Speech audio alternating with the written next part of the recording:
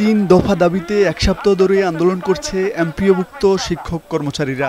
রাজধানীর কেন্দ্রীয় শহীদ মিনারে তাদের অনশন কর্মসূচির তৃতীয় দিনে রোববার বুখা মিছিল বের করে তারা। এর আগে সকাল থেকে থালাবাটি হাতে নিয়ে জড়ো হতে থাকেন আন্দোলনকারী শিক্ষকেরা।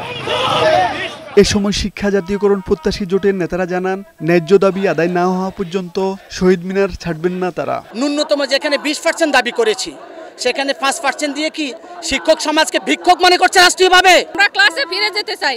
শিক্ষা উপদেষ্টা মহোদয় দয়া করে আমাদের দাবি মেনে নিয়ে আমাদের দ্রুত ক্লাসে ফেরতের ব্যবস্থা করুন। 5%-এর মতো একটা মাত্র ভিক্ষার দান আমরা নিতে চাই না। আমাদের আন্দোলন আর কঠোর হতে বাধ্য করবেন না, আমাদের দাবি মেনে নিন।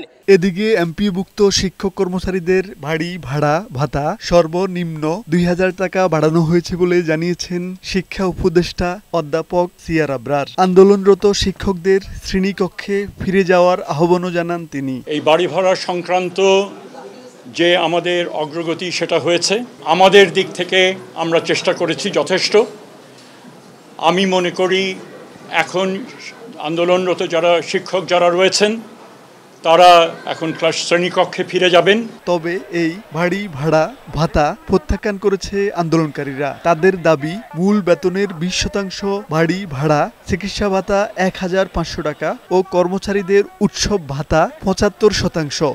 এ দাবি না মানলে আন্দোলন চালিয়ে যাওয়ার ঘোষণা দেন তারা। আমাদের যে প্রজ্ঞাপনগুলো আছে ওগুলো যত জারি করা না হবে আমাদের শ্রেণী কার্যক্রম আমরা ফিরবো না, আমরা এখান থেকে অনশন করব। কালকে থেকে আমরা অনশন হবে। এদিন বিকেলে থালাবাটি হাতে শিক্ষা ভবনের অভিমুখে ভুখা মিছিল বের করেন আন্দোলনরত শিক্ষক কর্মচারীরা। তবে পুলিশি বাধায় তারা শিক্ষা ভবন পর্যন্ত যেতে না পেরে আবারও শহীদ মিনারে ফিরে যান। সাইফুল মাসুম, বৈশাখী সংবাদ, ঢাকা।